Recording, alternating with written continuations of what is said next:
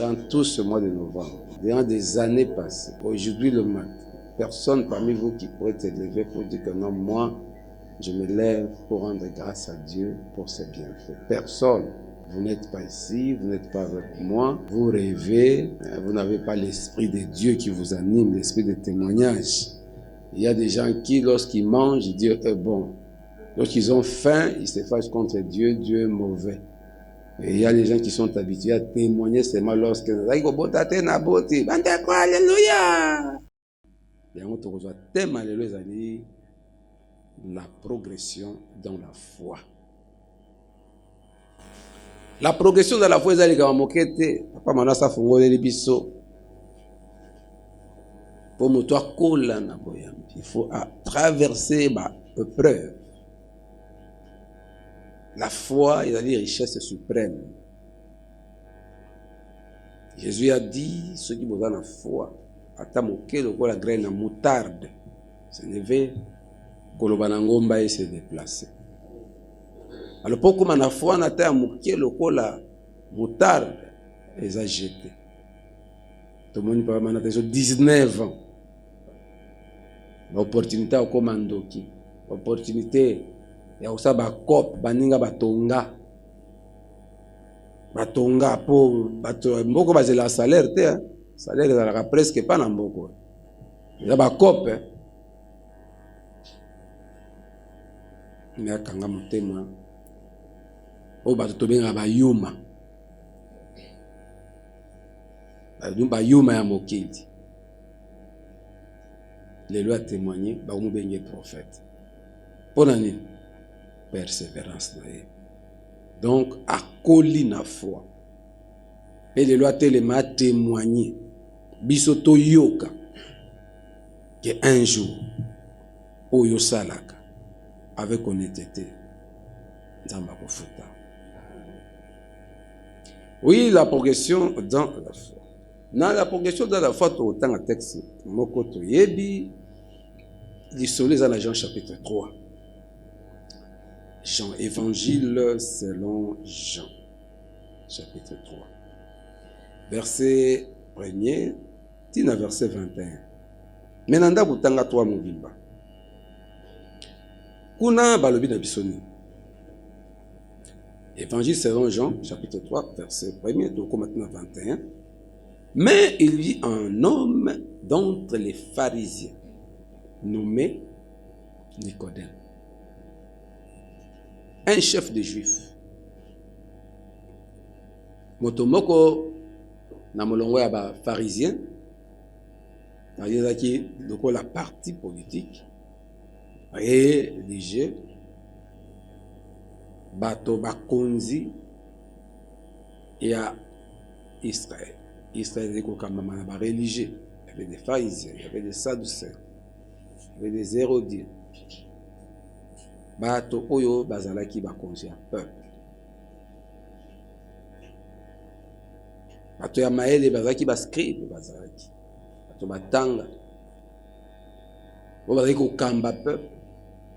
Koteya peuple. Bayebaki mibeko ya Nzambe. Israël bazalaki kokamba na mibeko ya Nzambe.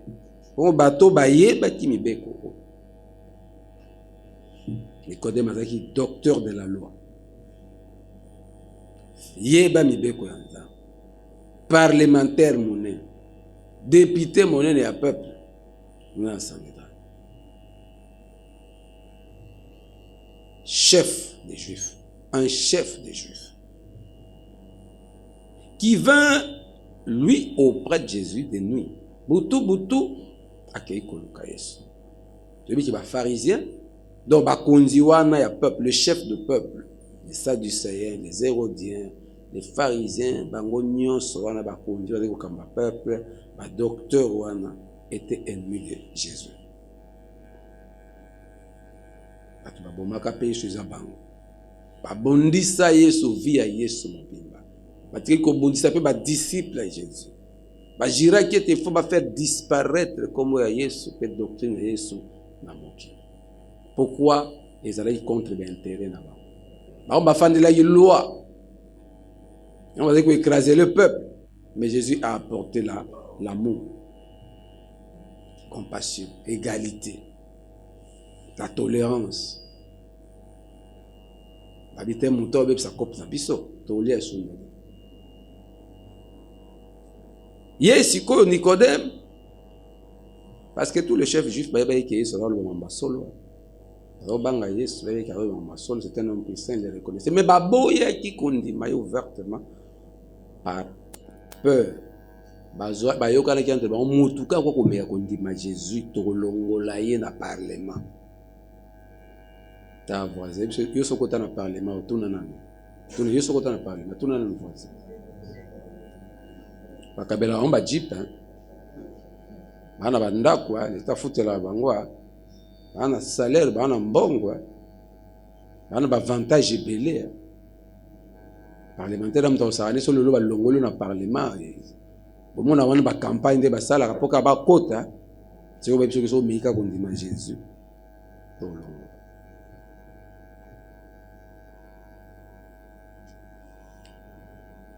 Alors Akia Nabutu qui vint lui auprès de Jésus de nuit et lui dit Rabbi, Rabbi Yoruba, maître, docteur, moté. Nicodème a éco reconnaître Jésus Nabutu comme maître, comme mokonzi na ye. Ye aza docteur de la loi. Ye paza maître. Ateyaka, d'après chef na Israël. Mais ye Nabutu, tant aza omona Yesu na moi, azo yoka makambo ya Yesu, azo mona moto aleki ngai. So na kena moi ba master ba moninga, ba botolanga ba jeep, botolanga ndako. Ba botolanga. Sabe bon tangwana wano tala bo, tanga ba jeep ezaka lolo. Na comme ça on a contexte en pour te comprendre. Tanga ba jeep ezarate, tanga ba mpunda. Et ça, bon, on pas peur. La commission de contexte, il faut comprendre bien. On va tous faire ça, on dit qu'on est mazaka na jeep, parce que tant on va jeep ezaka, tant nous on est grâce, tant on a grâce na dani. La toi mayele. Ça aux autres a même pas na contexte. Commissaire du solo on le coiso légal pour va tout comprendre. Voilà qui na butu ko luka yesu pona moi moyen kende. Exact. So ba moni na bande konae azana problème. Abatami na butu ami finiki ake pa Yesu. Ake ko reconnaître vraiment que Yesu za maître. Amoteya so. Amokonzi na Israël. Nous savons que tu es un docteur venu de Dieu. Yo penzo uti pa na nzambo za motei mokonzi uti pa na nzambo. Car personne ne peut faire ces miracles que tu fais si Dieu n'est avec lui. Ya yeba ki mibeko ya nzambe. Ayeba makambo ya nzambe. Atali biso ba oto tanga ba docteur, ba chef na Israël. Ba kambi ba te to koka kosala makambo moto azo sala te. Moto yo aote panza. Jésus a zongi seni. Et puis sa voisin. Ta la voisin. Bougez voisin, bougez moi. Yo kama kambi Yesu alo bien bise yo kama kambi Yesu alo OK bana ba to ba ko ebisa biso ke toza malamu yo ka Jésus lui répondit en vérité je te le dis si un homme n'est né de nouveau il ne peut voir le royaume des cieux so yo kama to yo bete Yesu matolo lokola yo azate yonde oleki bango Yesu wendine biloko alingaka na papa Eric ya mokolo ala bongo ti yo mokolo bien ngoti ngane kiba ngaza fin wana papa Eric na ba wendi Yesu alongwa ache kutukana mambo lo bite po ayebi ba abo ya flatter atali muto ondenga azazo reconnaître mais muto azanani azanil ba au ko sa peuple Yesu ayebi taba docteur aye o reconnaître ngai me ye moko olabana na ko se reconnaître ye bibe bi connaît et plutôt motona maele moko lo bai tota comme tabi connais-toi toi-même mi yeba ole mi yeba aoki ko yeba o yeba docteur monter. Chef kutu. Allez qui Yesu na bon motu mati. Atanga. Ba benge docteur donc azana ba diplôme. Ya makambo ya tanga ya nzambe. Il se tabat bon. Yesu azoloba amte tabat bon pe misaba. Ba titre lokuta. Satana charisme capacité wana te. Olami yeba ami kitisa a renoncer nanu na grado aza na lolenge aza toka bomba honorable dans un pays pareil. Faut somboule betiti na lola maye ko. Or maye uta na lola mais si ko mbule beti elongwe na RDC na Kisasa ekenalo. Bon, aux honorables. Appel, honorable. Est-ce qu'il y a un bon honorable? Un bon honorable. Mais pas toi, balinka maboko. Balinka bonheur. Non. Il faut tout mériter. Par titre. Il y a un athée à cabinoté.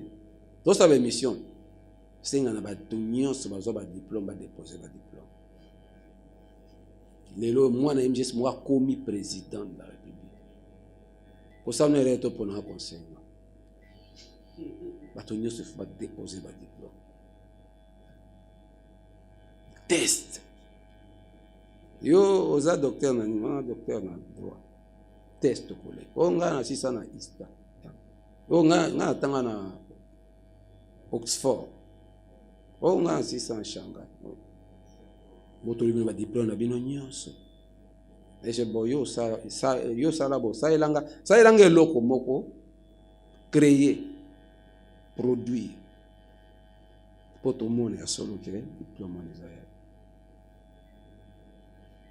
Batu même mukanda ya suka ya université. Basa elaka bango. Basomba kayo. J'ai reconnu le ministre des Finances de Allemagne. Bah comme bah allemand c'est vraiment compliqué. Azaka kota mana chaise roulante ma kono kufa. Azaka il peut représenter ministre des Finances de l'Union européenne. Bah né au Tchèque. Ministre des Affaires la Finance de l'Union européenne, ministre des Finances de l'Allemagne. Et donc au moment où on a fait la chaise roulante. Après des années, il faut reconnaître que ça a plagiat. Dans le service de la fin de titre. À copier qui? Et pas à mon source. À démissionner. Tant que vous reconnaître que ça qui plagiat. À copier qui? Ça va à la fin de titre. Il a démissionné. Andemi a démissionné. Tika.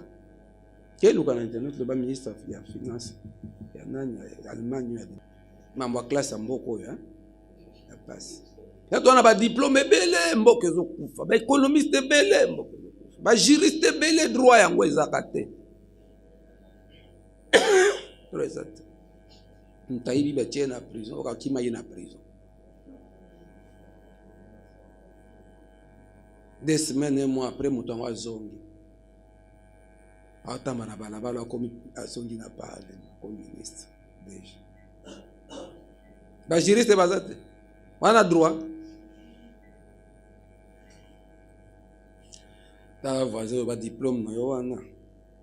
Zelaka mkonga na comme président, yebisa voisin. Je dis pas mkonga na président. Mikumisa kaka oza boy, o créer quelqu'un de respectueux, ba une introduction. Mais il y a un homme d'entre les pharisiens nommé Nicodème, un chef des Juifs, un chef congolais. Un chef congolais qui vint lui auprès de Jésus de nuit et lui dit: Rabbi, nous savons que tu es un docteur venu de Dieu. Car personne ne peut faire ce miracle que tu fais si Dieu n'est pas avec lui. Avant kumisa muninga mi yeba nangu. Mi yeba yebisa. A cause qui t'a le même solo pour na Yesu ba éloge à Yesu mais yé moko voilà titre ya ki docteur. Yé mo je ko reconnaître que azana nzambe te. Pas bien sûr que oh yo makamoto sala waka moto ebi moto utika epa na nzambe nda ko sala yango. C'est-à-dire yo sala ka yango te yo tie pas nzambe te. Ça bon te. Mais c'est quoi pourquoi ote akaba? Pourquoi za chef un peu? Vous comprenez pour na o melesi ko. Vous comprenez? Il reconnaît ce qu'il dit est vrai. C'est que Jésus est par rapport à misala ya Yesu. Alors bien mon bien. Car personne ne peut faire ces miracles que tu fais si Dieu n'est pas avec lui. Bon, si vous y a un docteur, chef à peuple, le peuple de Dieu, il y a ça là donc il ne vient pas de Dieu. Mais si tu ne viens pas de Dieu, pourquoi occuper poste? Il y a un moment où Jésus lui répondit en vérité, je te le dis, si un homme n'est né de nouveau, il ne peut voir le royaume de Dieu. Jésus ici. Tu es mon tabotami, c'est lié à ABC. Au moment où on a embêté, son botami il y a Nicodème. Ta voisin, c'est Nicodème l'andara matin. Nicodème lui dit, comment un homme peut-il naître quand il est vieux? Peut-il rentrer dans le sein de sa mère et naître? Abimi grand bololé. Il soit sali test. Il y a qui ne baloba. Coefficient intellectuel 0. Un maître, un chef, il y a peuple de Dieu. Or, Namokanda Nanzambe, Namokanda Ezekiel, Bana MGS, Boza. Bopé Sanga verset. Nicodème, le verset. Il y a un maître de la loi, Ayebi Mibeko Yanzam. Ayebi qui m'a commis Yanzam, ils ont parlé de la nouvelle naissance, de la régénération. Ayebi Yango. Yesu bien mais tu es censé connaître cet enseignement pour être docteur. Tu es un maître de la loi. Tu es un chef de peuple de Dieu. Oyebi que point de départ, il y a vie, il y a spiritualité, il y a la nouvelle naissance.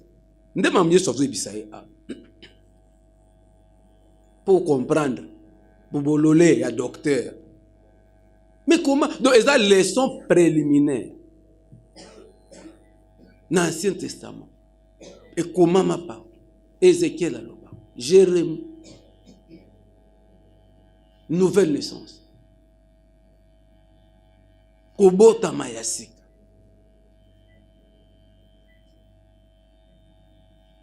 Ils ont dit, mais comment un homme peut-il naître quand il est vieux? Mais ils ont dit, c'est Mamolimo.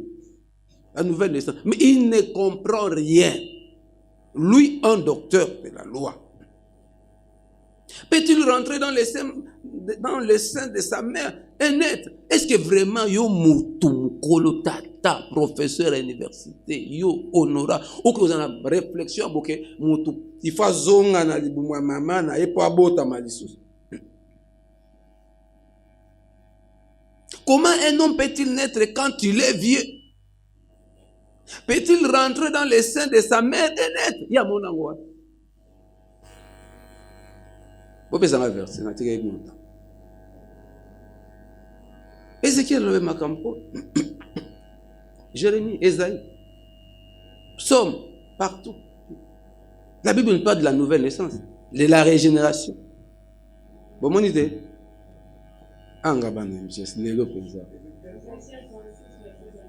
Oui, Botanga, Ézéchiel 36, verset 26. Botanga, tu vois. Je vous donnerai un cœur nouveau. Un cœur nouveau. Et je mettrai en vous un esprit nouveau. J'ôterai de votre corps le cœur de pierre. Et je vous donnerai un cœur de chair. Verset 27, je mettrai mon esprit en vous. Et je ferai en sorte que vous suiviez mes ordonnances. Et que vous observiez et pratiquiez mes lois. Donc, il y a lié à la nouvelle naissance. Tu viens de Kamata Motemati. Nzambe abia kopesa motema ya sika okobotama ya sika biso esprit ya sika des nouvelles naissances, la régénération.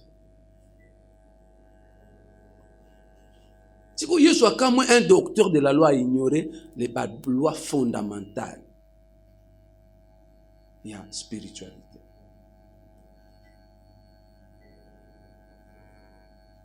Jésus répondit, en vérité, je te le dis, si un homme n'est né d'eau et d'esprit, Ézéchiel a le bien qu'on a toujours, il ne peut entrer dans le royaume des cieux. Yesu sikoyo akitisi mateya. Abando zonga na niveau na ye. Po Yesu abane na niveau de kolo. Po yaza docteur. Yesu alobe na ne ki docteur. A rappeler que komama. Abo comme temps komate, adesso akitisi akiti na niveau. Il y a primaire. Docteur ba akitisi na niveau prière. Si un homme n'est né d'eau et d'esprit, il ne peut entrer dans le royaume des cieux. Ce qui est né de la chair est chair. Et ce qui est né de l'esprit est esprit. Ne t'étonne pas que je t'ai dit, il faut que vous naissiez de nouveau. Ozoyoka. Nicodème. Le vent souffle. Où il va? Et tu en entends le bruit. Mais tu ne sais d'où il vient, ni où il va. Il en est ainsi de tout homme qui est né de l'esprit. Nicodème lui dit, comment cela peut-il se faire? On comprend des caractères. Donc, il y a un docteur qui est dans l'université, qui est dans la secondaire, qui est dans la primaire, qui est comme c'est dans la maternelle. Mais il est docteur, moté, rabbi, chef, il y a peuple. Voilà les chefs que nous avons dans l'église, dans nos églises, dans la nation. Nous avons des docteurs en droit, en philosophie. Nous avons des docteurs en psychologie. Nous avons des docteurs. Wapikuna na branche sur l'université. Économie et consort. Mais les pays sombre. L'église du Christ sombre. Par manque de révélation. Par manque de connaissance pure. Je sais qu'il y a des personnes qui vénèrent, qui adorent diplôme. Qui adorent bateau bazali élevé na dignité. Ah, Johanna Tanga.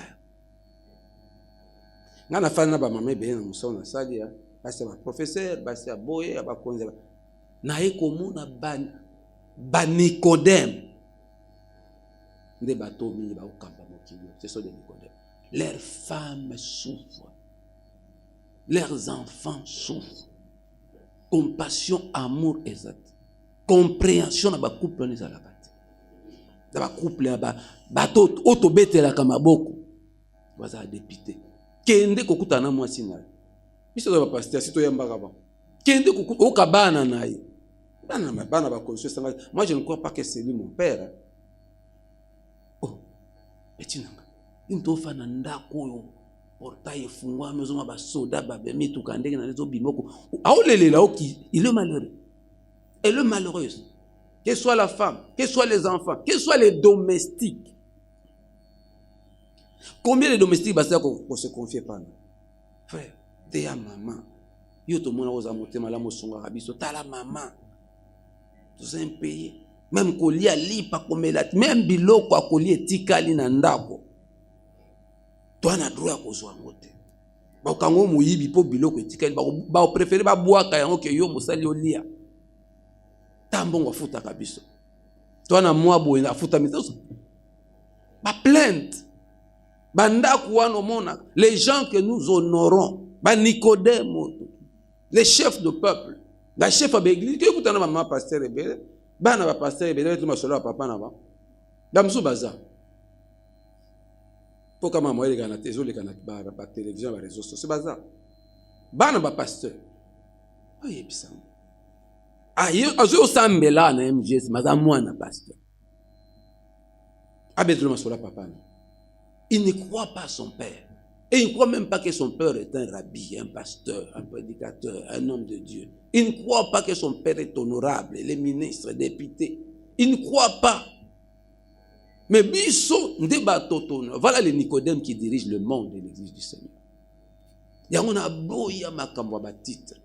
Na boya ko vénérer ba titre. Na boya bato ba respecta kaka. Parmi nous il y a des gens comme ça. ministre et Johanna là. Donc révérence bapesa yango na bato yo baza na autorité moko baza na kombo moko boy na position sociale. Alors ceux qui ont zangi position sociale, personne ne te respecte na mokili. Même baseur na biso tala société na pembe no tala ba c'est tout bien comme c'est tala les ba ser ba bona moko et c'est cher c'est tout bien et ça pour abala volonté en Nzambe pour c'est un homme élevé, un homme qui a des trucs, un homme qui a fait un nom dans la combe. Ouais, pasteur, bah ça même pasteur. Akoya koye bisao kaka bi, je viens te présenter mon mari, écoute, fiancé t'es comme mon mari. Donc c'est marié en boba na mon. Mais ceux qui frère moko nzinga. Nga comprendre fa ta déranger nga moyen te ya bisa na ukate la ye. Donc ils na bateau baza possédé. Baza imbibé. Baza na onction ya ko révérer kaka, ko vénérer les gens élevés na kombo, na mikanda, na possibilité. Or bateau wana mingi soko landi bango. Mingi baba Nicodème. Des caractéristiques. C'est Satan qui l'a fait. Pour mépriser bateau à valeur. Pour bateau à valeur, mais ils n'ont pas un nom. Valeur à moto. Nicodème, bien sûr, Nicodème, mais Nicodème, il faut reconnaître valeur à Jésus. Pour la misala na ye. Yo peux ça zo caractéristique pour reconnaître mutu tala misala zo sala tala misala tu waza ministre waza PDG waza homme d'affaires aya kene Dubai pamba fi wana kene Dubai pamba wana manda fi wana Dubai pamba on dirait simanda nde basi au ba frère yo za frère no fi wana tanga. Oh, fiwan. Diplôme papa na bango. Oh, oyebi papa na bango oyebi umona ka clôture wana munenu elolongwa monga fole keneti na mbwela lojo. Clôture wana. Mais viens na bango ti. Non, oza frère. Misala wana te. Oh bien-aimé Nicodème. Nicodémus. Ah, donc une question, verset 9. Nicodème lui dit, comment cela peut-il se faire? Et Jésus a expliqué, Bible, Oya Teyaka, Oya Simba, Akitisi Kutumate, Azo Kitsamateya. Mais je comprends des karaté. Oh, Nicodème, pas Nicodème, pas tout. Bah, comprendre Kamateya te. Pasteur à lobby, boye, Yake Kolobalibanda. Donc, makambo ozoloba, yazo comprendre en à l'envers. Comment bien aimé toi là dans solo malan to ba Nicodème ndingaza. Yesu azo pese baré, azo kitisa pesant dans ses mains il ne comprend toujours pas mais yate. Donc mon problème c'est que muto ezate ke o ba le côté na balabala, il est très un docteur de la loi. Un député, un parlementaire, un chef qui dirige le peuple. Donc, il soit PC valeur nae, ya ki docteur, abandi ko la ki se makambo ye ayebi makambo wana ateya. Mais je comprends makambo ateya. Voilà la plupart des pasteurs que nous avons. Des prophètes que nous avons. Ils ont la Bible dans leurs mains. Ils prêchent la bonne nouvelle. Mais quand makambo moko ba oteya, ba ibi porter na moté spirituel. Ba na connaissance na. Donc, ils vous prêchent la foi, mais eux-mêmes n'ont pas la foi. Alors, si vous avez la foi, $100 paie ça. Tant qu'on bimawa. Même transport, vous allez payer ça, ce qu'on bimi awa. Ndamba aussi, là, au miracle. Nous t'avons fait dans ma machine, à payer ça, transport. Atika la maboko pamba, comme ça, nous avons bimi. Des fois. Mais pourquoi il y a pasteur où on a la foi? Il y a cause mbongo. Ya koza biloko mene nazo senga bino bozala na foi. il y a sacrifice, lui n'en a pas. Vous comprenez, Nicodème? Aote abino foi, mais yé moko azanga foi.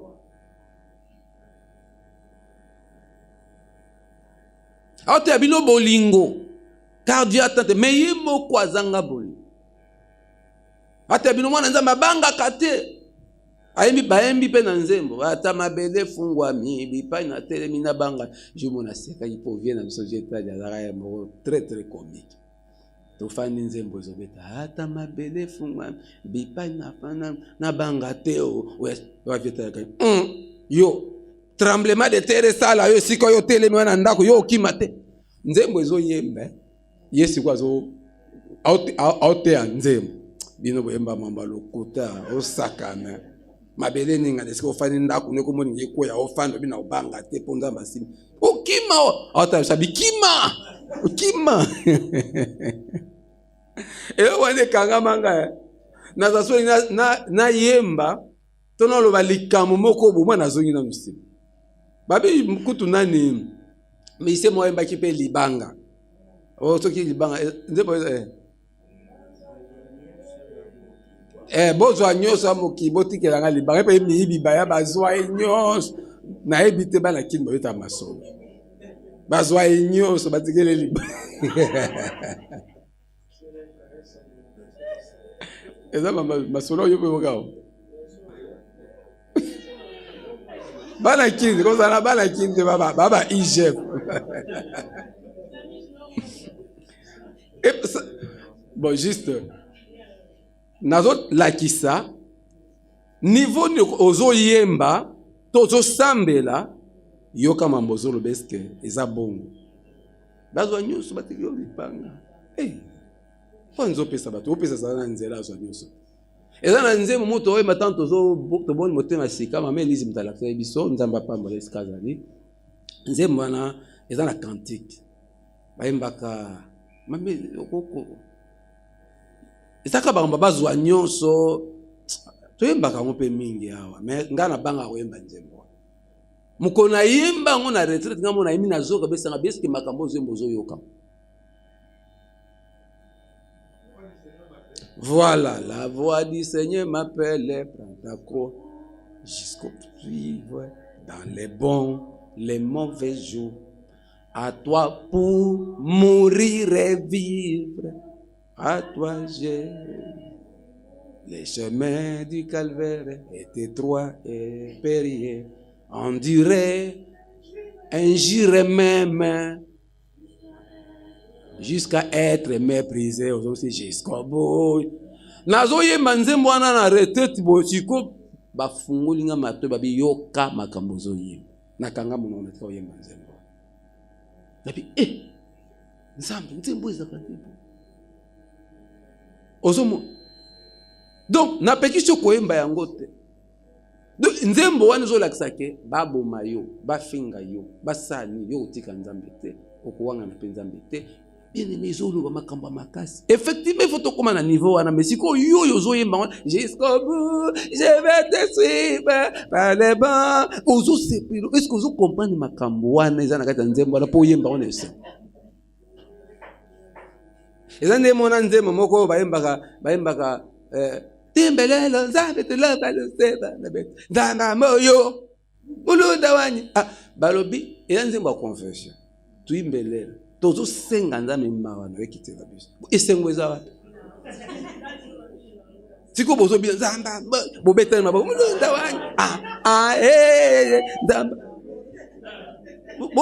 bosinga mawanza bino na feti bosinga mawanza obondela mutu ozobondela mutu ozosekpela ozana na mutu ngo otabiske mutu normal banzembo papa feti nzembo amawa ya mona papa le temps tout ça ba tourner chose mais papa expression pour les nzembo amawa nzembo moko mélancolie mais yo ozana expression mususu ça voisin et c'est moi banzembo toyema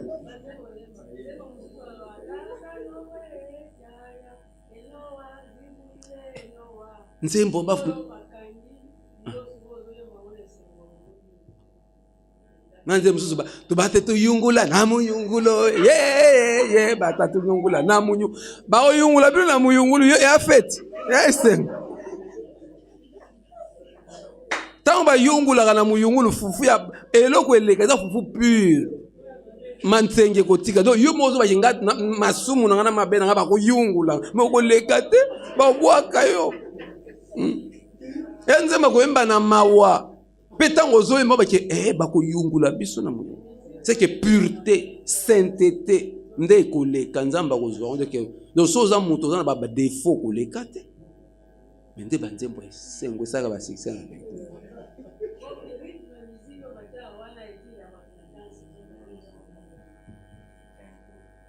merci papa Lolo papa koto yo ça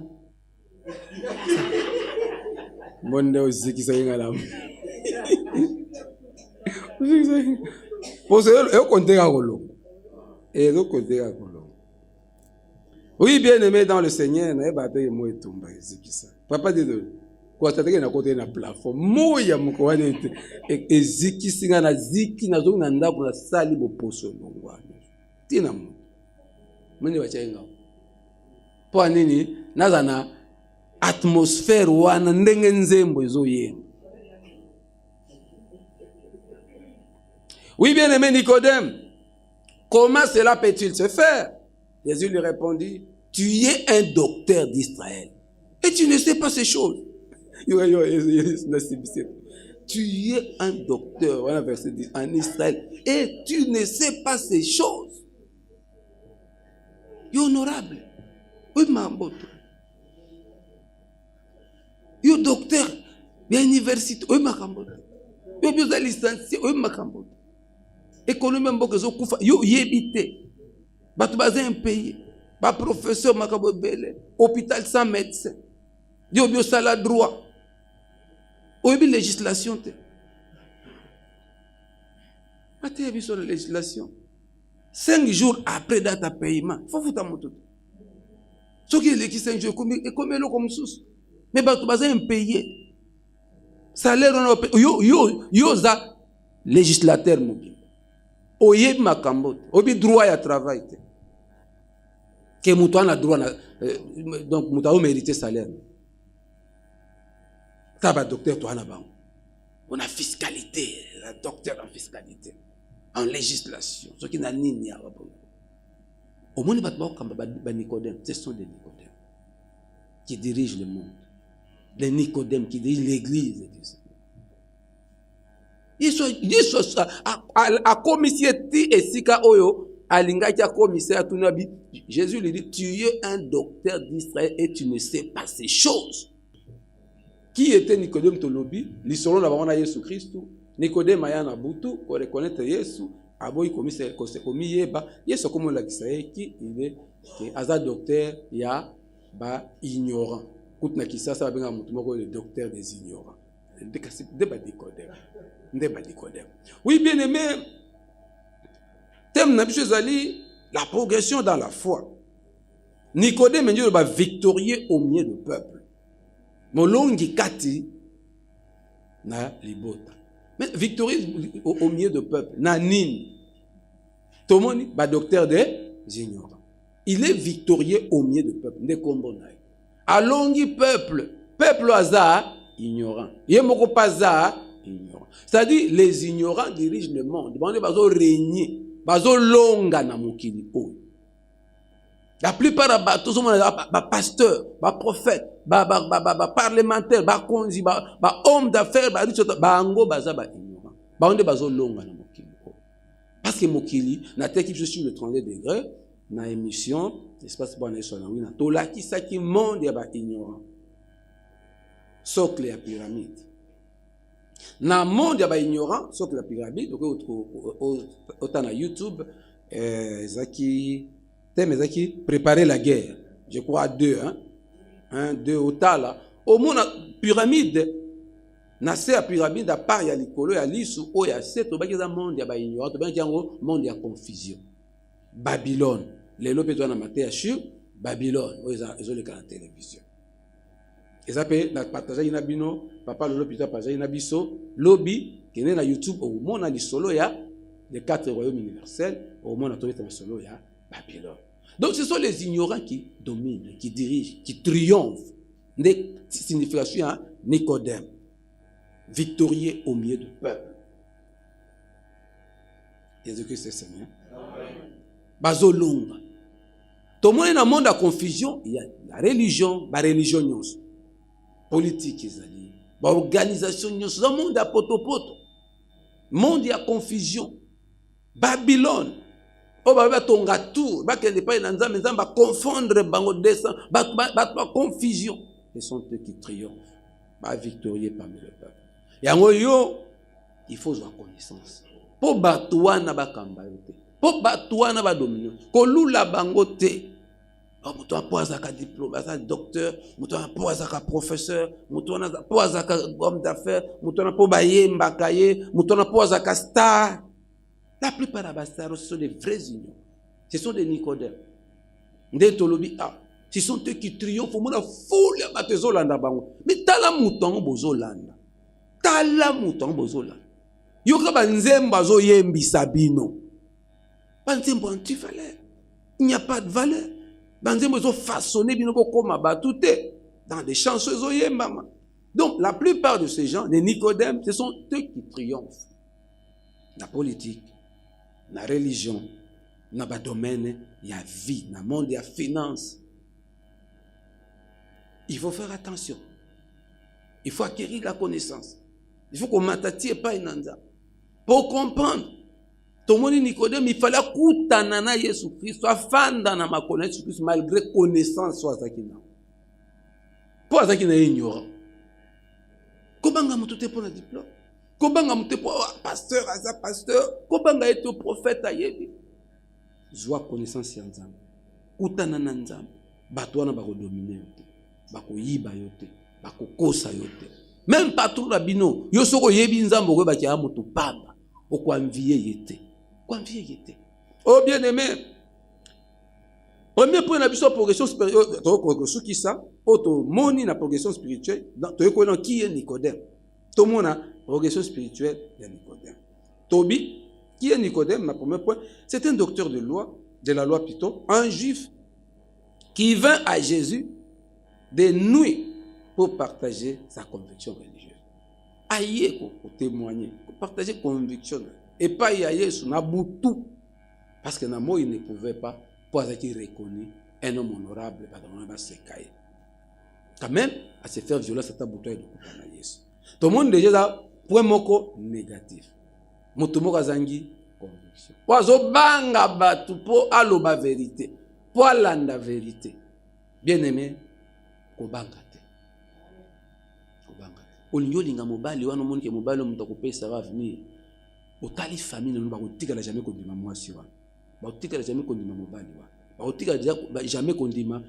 On tanga na université bina osala bote ngana ngina sala pona ba capacité na d'autres na sala boy. Obi so na bien na famille moto ekopela.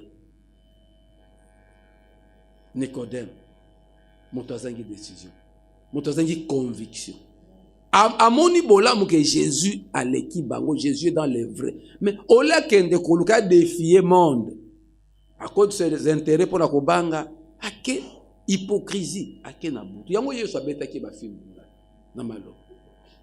Ça c'est bobololé.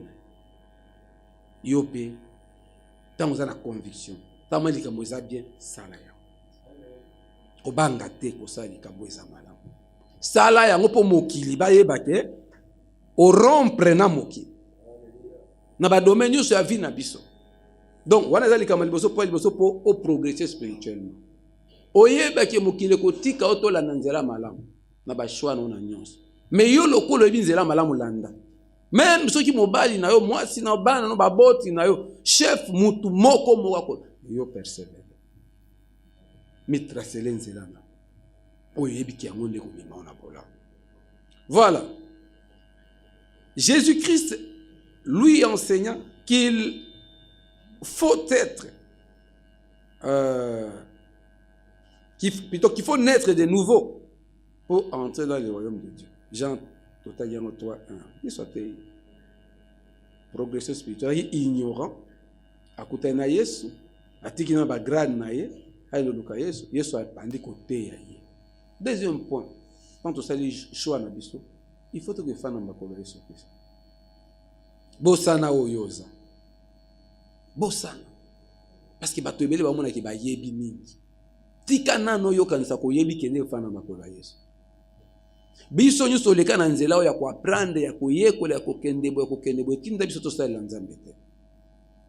Nzambe biso no yebi oleki bo yokoli osali bo no. Mena fanda na makolo nga oyoka nga okutana na ngai.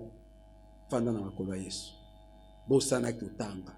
Bosana ki yebi apprendre des choses. To mon Nicodème ayeba ki ayebi. Mais tant okutana Yesu afana na makolo Yesu aye komona ke azaki le docteur des ignorants en étant lui-même un ignorant. Deuxième point, il y a plus tard, il prit publiquement position en faveur de Jésus, alors que certains voulaient se saisir de lui. Jean chapitre 7, verset 43. Jean chapitre 7, verset 43 jusqu'à 53. Jean 7, 43 à 53. Tomoni na ayaki na butu kwa za obanga bato. Yesu ateye. Yesu alaki sienzela. Voilà na verset 3, chapitre 3 à Jean. Na chapitre 7, après mitango mulai, Nicodème a appris à défendre Jésus. Na misu ya baninga na ye. Jean chapitre 7, so mutamoni 43, 45, atangeli biso. 43 à 53. Oui. Nicodème aza kobanga oke na butu. Tango mobulu ebimba kanga Yesu, Nicodème akoteli Yesu. Abimisi loi, omoni sikoyo. Bazo nyoko la peuple. Bazo bumda peuple na parlement, oh boy na boy. Docteur a loi télé. Abi selon notre loi. Abimisi siko mayele na ye. Est-ce que ça permet to kanga muto to bomaye soki na masambi? Parce qu'il savait que so ba sambisi Yesu ba omone na lisumu te. Ayebi ke Yesu aza mayele mibeko eko boma Yesu te parce que Jésus est juste. Omone siko comment utiliser droit na ye. Diplôme na mayele na ye na malape et valeur selon notre loi. Ayebi siko loi comme azui lumière. Donc yo pe soko fa na makona Yesu. Oye koni ba kamana okupe sa vie na valeur. Comme on a connaissance pure. Il y a que défendre ma vraie valeur. Nicodème commence à défendre Jésus na kati ya réunion. Au moins on a baki na yo po zo kotela mutu wana. Yebisa biso ko mona mboka Nazareth mutu malonga utakuna. Yo po za Galiléen. Est-ce que la Galilée soko que prophète a utakuna. Donc bazimba la moko Nicodème batie na famille à Jésus. Pourquoi? Parce qu'il a défendu Jésus. Donc il a risqué cette fois-ci. Mais longwa kuna yo pozo kote la mutu wana. Yo pozo mutu ya Galilée. Est-ce que somo na Galilée tanga mikanda na biso soki prophète otanaka? La progression. Mutu na butu akomi na courage ya ko défendre Yesu. Na mo ipe na kati ya banguna ya Yesu. A défendre nini? Kana loi. Po ba petit peuple ko défendre Yesu. Mais ya zo si ba na loi. Bolibo kanga Yesu la loi, est-ce que loi na biso tini to bo mutu so no to yoki.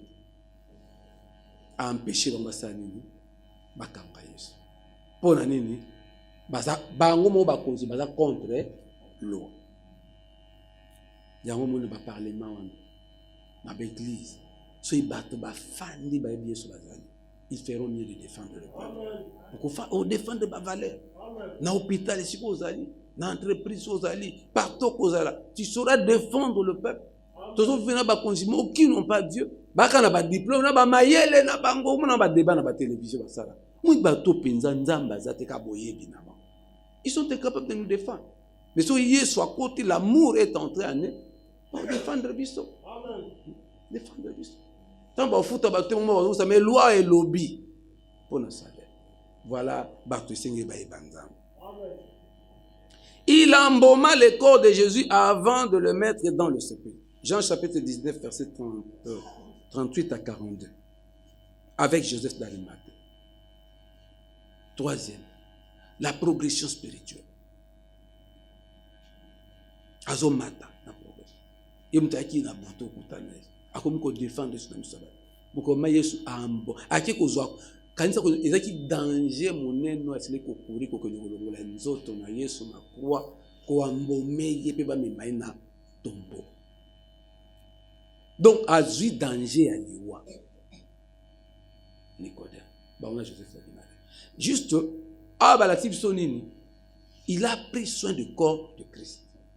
Corps de Christ c'est Yesu akende akufa c'est quoi kende lola église. Nicodème commence à s'occuper na corps de Christ. Na croissance, na progression spirituelle, na biso pour ya soupe de s'occuper na l'église. Église des af nzoto ya Yesu. Le corps du Christ. Ba ben église, corps du Christ. Nous devons nous occuper. Les apôtres ya soupe. Pas te belé ba zo ko boma église, ko bebi église, ba pasteur, ba prophète. Ta Nicodème, ta la ba prophète to be to zo mona ko. Ne ba bebi église. Toki kuna ke osoki $200, $2,000 pour la prophétie. Ba finga ba finga église. La pasteur escroc, la pasteur miyibi, ou église de komi boye, ba pasteur bango bandumba. Nicodème na état qui Nicodème. Mais après progression spirituelle, Nicodème a commis un point à soigner l'église. Il faut makambu sur ko salo talobi ngana frère, ngana pasteur, ngana sœur. So na sali boy na ko fingisa. Psaume 73, Psaume 63. Abisoki na sali bona ko fingisa race na yo. Na ko fingisa kombo na yo. Batu ba komi ko envier mokili, ba prophète ba pasteur ko envier mokili. Ba frère, ba sœur ko envier, ba païen ko envier mokili. Tout fingisa kombo nzambe. Toza ba Nicodème na état na ye brut o azalaki ya boyebi ya mokili. Mais tango a progressé a commis un niveau ya ko s'occuper na corps de Christ. Yesu c'est pour finir. Mais bien otika Yesu bote. Nzoto na ye ya te kwa mbomya. Épaulaté. Tu as devoir de t'occuper du corps de Christ. Nzoto église épaulaté. Ndeto le baka équipe épaulaté. MG ce ko échouer parce que toi tu es là. MG ce ko zangue le côté parce que toi tu es là. MG ce ko kufate parce que toi tu es là. Amen. Le to koma to tei mate qui na télévision qui na réseaux sociaux. Le to ke to tei to ke to sali auto sala misala na to ko sala évangélisation à travers le monde. En français Nicodème c'est dit d'une personne sans intelligence. Donc ce qui na français va dire Nicodème c'est wa muto zanga maye. Nigo. Une personne inexpérimentée. Idiot, bête, zozo. Obotama pèse comme zozo. Donc zozo azoba. Mal comprenant. Personne considérée comme étant sans idée, sans connaissance, sans intelligence. Une personne sans idée, sans connaissance, sans intelligence. Mal, batuzo bazana incompréhension tala Nicodème. Yesu zo ebise makambo. Est-ce que nazo kasona li mama batu bazana incompréhension. So moi je azana incompréhension à Nicodème. Mobile no habite tango zona ndako be mobile no pa Nicodème. Beto biso zo za kunate. Mal comprendre, mu comprendre, to be mu comprendre. Bato mu comprendre ba Nicodème. Une personne sans intelligence. Un idiot. Zozo, l'ongolama, zozo. Pessimona kombo zozo. Nicodème, zoba, idiot, bête. Ba Georgine mimba, moi ba zozo. L'ongola boya na kombo zozo. Oui, bien aimé, tout ce qui s'y a la conclusion de Bisso, Tobissel à l'école du Seigneur, où nous pouvons atteindre la connaissance parfaite de Dieu et des choses de Dieu. Nicodème signifie, langage nabiso courant, biso to ba lopoto, une personne sans intelligence, nigo, so, inexpérimenté, idiot, bête, zozo, to pesi ba vocabulaire rebelle, mou comprenant, personne considérée comme étant sans idée. Yo l'église on a une idée té. Au pesa kata idée moko l'église té Christ. Kaka yo ke idée no pesa so. C'est le corps de Christ. Ta voisin, il dit que c'est l'église. Une personne sans connaissance, sans intelligence. De Nicodème. Donc, voisin, enfin, pembe, non, so, bien Nicodème, tant que dans l'église, qu'on a un ausateur, et bébé libino. Donc, tout le monde Nicodème na état na ebandeli, ne ba qualificatif. Mais à progresser qui. Donc, pour tout triompher au milieu de peuple, Tolanda, progression spirituelle, il y a Nicodème. Donc, il va tout triompher, mais il va ignorer. Ba zozo, ba mou comprendre. Ba on va triompher. Alors, ceux qui ont progressé, comme ils à niveau où il y a quoi, mbomé corps de Christ. Il y a quoi défendre Christ publiquement. Donc, au triompher, au longi na mokili, au élévation na yo et qui sabe. Nicodème a progressé. Il peut progresser dans la foi. Ba diplôme au tanga au même nulle part. Ba grade aux ana yango au triompher. Kota ne compte Seigneur. Tango Yesu ko éclairer yo, maele na yo, na ya mokili na ya nzambe. To bi Paul pas aki bongo sol, aika lokwa Nicodème. Si makomaki le grand homme de Dieu to yebi de tout le temps Paul pour à progresser qui dans le Seigneur. Et bien sa voisin progresse. Point de chute na yo zali okoma ko s'occuper na corps de Christ. Église de Polaté. Église échouée. Nous sommes prêtés au sein de l'église. Il y a quelqu'un qui a une idée. Frère, tout ça là-bas. Namonto salabo. Namonto salabo. Namonto salabo. Mais ma contribution, token de liboso. Topolaté. MGS, il faut qu'on m'a sommé. Et ça vie le tongi likolo na gomba.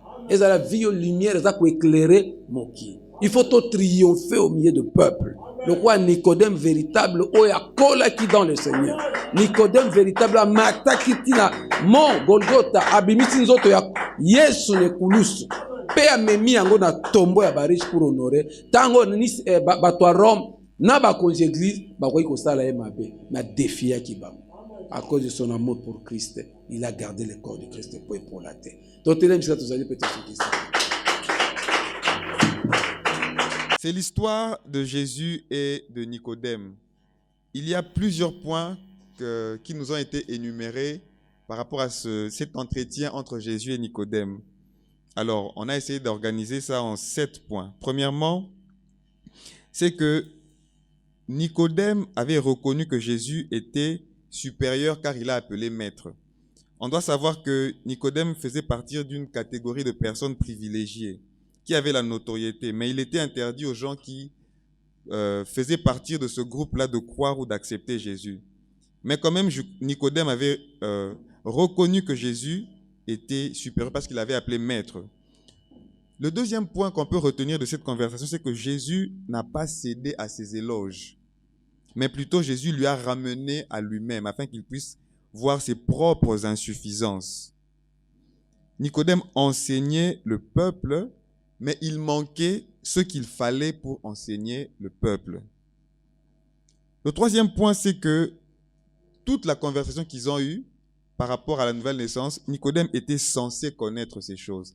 On a vu que c'est dans la loi, Ézéchiel chapitre 36, à partir du verset 24 jusqu'au verset 27. Tout ce qu'il questionnait, il était censé connaître. On a fait ce parallélisme entre notre population, notre peuple, la vie de tous les jours, rempli de Nicodème. Des gens qui enseignent des choses alors qu'il manque ce qu'il faut pour enseigner les mêmes choses qu'ils enseignent. L'autre point, c'est que vu que Nicodème ne comprenait pas ce que Jésus lui enseignait, Jésus est descendu à son niveau pour justement qu'il puisse comprendre. Il a expliqué plus simplement. Mais malgré cela, Nicodème ne comprenait toujours pas. Que des docteurs nous avons, que des enseignants nous avons, que des personnes avec des diplômes et avec des titres nous avons, mais qui ne comprennent pas, qui sont incapables d'apporter des solutions. L'une des choses très importantes que nous avons apprises aujourd'hui, c'est que Dieu n'est pas dans les titres, ni dans la titromanie. Et Dieu nous interdit de pouvoir révérer les titres, de pouvoir adorer, aduler les titres. Ça, c'est l'esprit de Nicodème.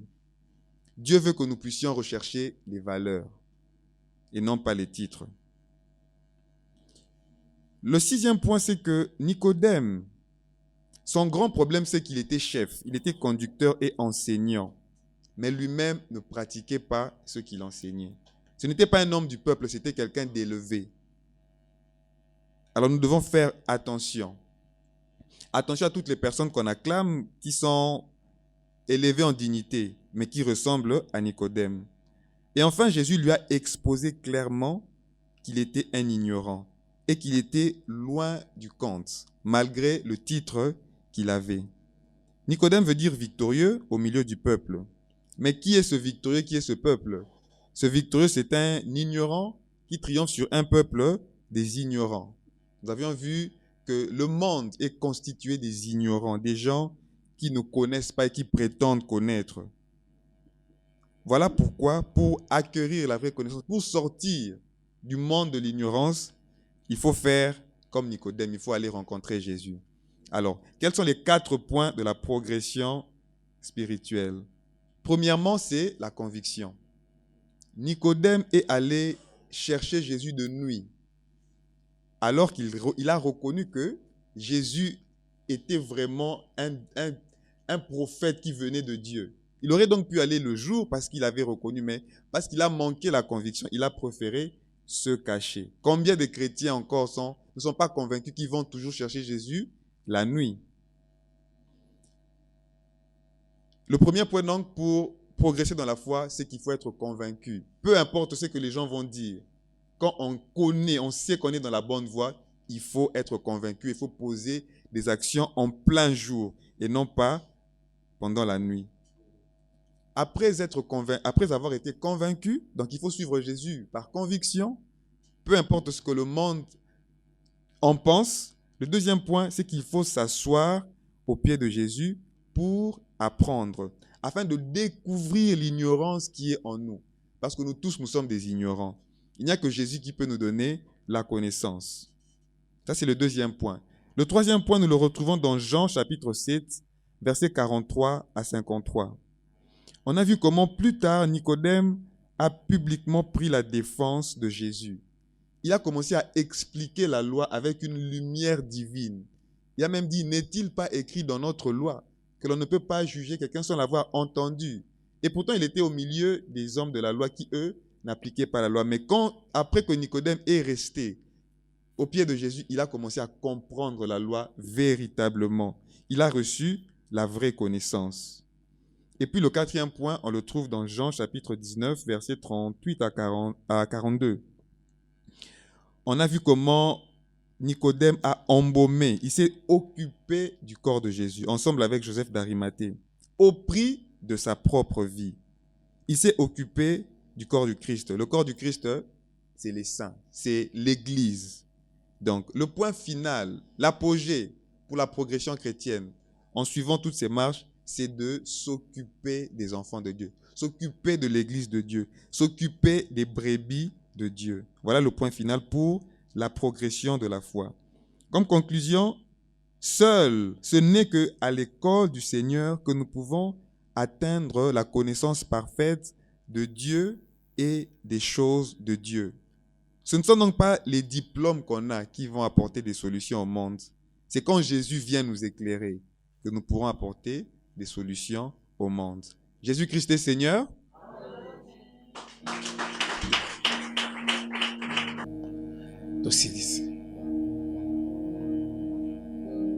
Parle à ton Dieu. Dis un mot à ton Dieu. Lui qui t'a instruit aujourd'hui.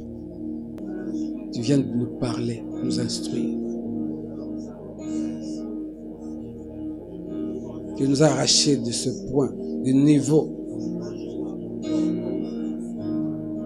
bas où nous étions. Et tu nous as menés haut dans la progression. Dans notre foi. Comme Nicodème, nous étions ignorants.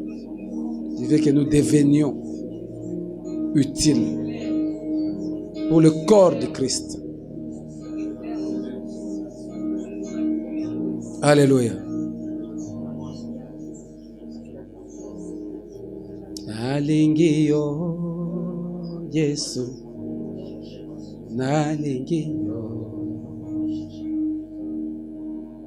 nalingi yo, oh, Yesu, nalingi yo, nalingi yo, nalingi yo, nalingi yo, nalingi yo, nalingi yo, nalingi yo. Mina kupenda Yesu, mina kupenda kimbilio langu, maisha yangu, mina kupenda, mina kupenda, nakupenda, nakupenda, nakupenda, nakupenda, nakupenda. Que la bénédiction de l'Éternel soit sur son peuple. Que la paix du Très-Haut soit sur ses enfants. Que notre nation, que l'humanité soit bénie. Que nous puissions progresser dans la foi jusqu'à devenir utiles pour nous occuper du corps du Christ. Père très saint, au nom de ton Fils Jésus-Christ de Nazareth, ordonne aux bénédictions de nous suivre. Une nouvelle semaine, une nouvelle histoire avec Jésus-Christ. Bénis cette fin de l'année en toutes choses. À toi l'honneur, à toi la gloire, à toi la force, à toi la puissance. Nous avons ainsi prié, nous disons, au nom de notre Seigneur Jésus-Christ. Amen.